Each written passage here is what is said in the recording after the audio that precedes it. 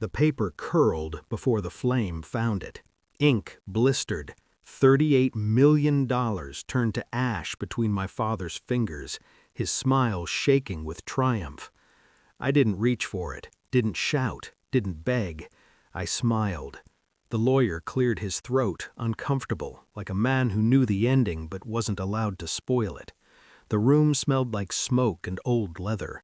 My father exhaled victory and looked at me the way executioners look at mercy, as something unnecessary. That was the moment I knew he still didn't understand me. He never had. I used to worship him. That's the confession. When I was a kid, I believed he was the smartest man in every room.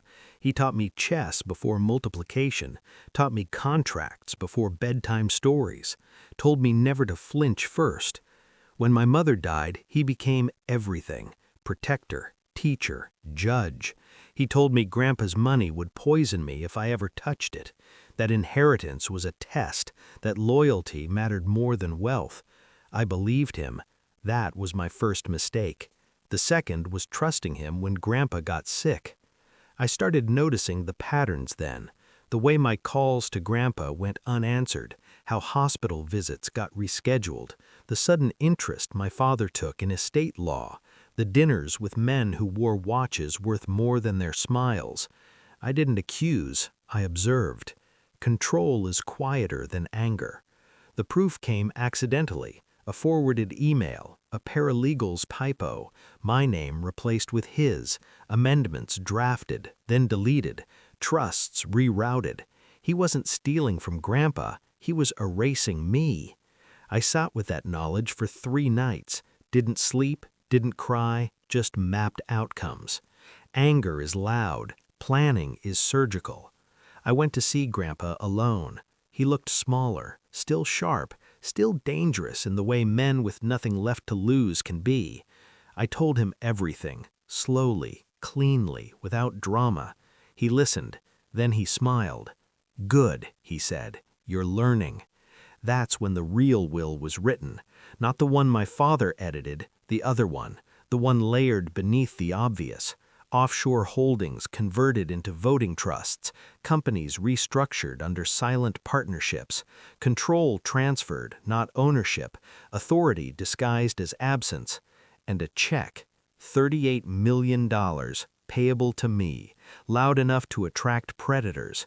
A sparkler in a dark room, Grandpa called it, the distraction, the thing a thief would grab while the vault door stayed unnoticed. He made me executor, secretly. By the time he died, my father thought he'd won. He strutted into the will reading already celebrating. When the lawyer handed me the check, I felt his eyes burn into it. He moved fast, snatched it, lit the match. "You'll learn," he said, watching it burn. "Money makes weak men." I smiled because the fire was on schedule. The lawyer finally spoke. "There's additional documentation." My father waved him off. "We're done here." "No," the lawyer said, "we're not." He slid the folder across the table, thick, heavy, final.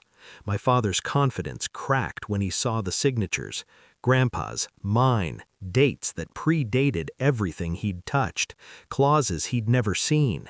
The check wasn't the inheritance, it was the receipt. Every company my father ran, I controlled the board. Every loan he leveraged, callable, by me.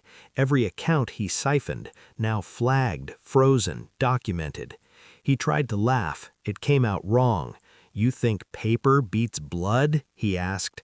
I stood then, slow, calm. "I think silence beats arrogance." The lawyer excused himself. Smart man. I told my father about the regulators already notified, the partners already briefed, the emergency meeting scheduled for dawn, how his signature, copied, reused, trusted, had become the blade. I told him about the clause Grandpa loved most, the one about moral turpitude, the one triggered by documented fraud against a beneficiary, me. His face aged in seconds, the way power leaving a man always shows. He reached for something, anger, denial, authority, but there was nothing left to grab. "You set me up," he whispered. I nodded. You taught me how. He left without another word. By morning, his accounts were locked. By noon, his board had removed him. By evening, the press was asking questions he couldn't answer. I never testified. I never raised my voice. I never had to. Weeks later, I visited the house I grew up in, empty, echoing. I stood in the study where he taught me chess and looked at the board still set mid-game. I moved the king. Checkmate had been inevitable long before the fire. People ask if it felt good. That's the wrong question. Revenge isn't pleasure, it's alignment. It's the quiet click when chaos finally snaps into order. I didn't win because I was cruel. I won because I was patient. The check my father burned was just paper, a decoy, a temptation for a man who thought destruction was power.